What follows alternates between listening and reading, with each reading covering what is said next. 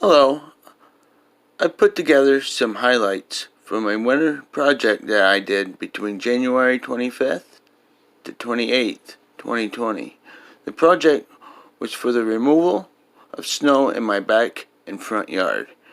It was started so my dog didn't have to walk around in deep snow, and now he has a place to not only walk, but run and play. Enjoy, like, comment, and subscribe. Thank you. Enjoy.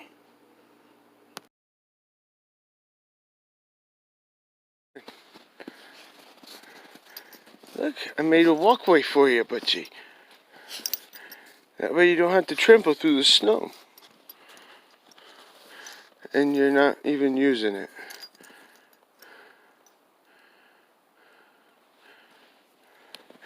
But you know what I could do? I could just clear all this out. You're gonna have a nice open area. How's that, hey Butchie? You like that?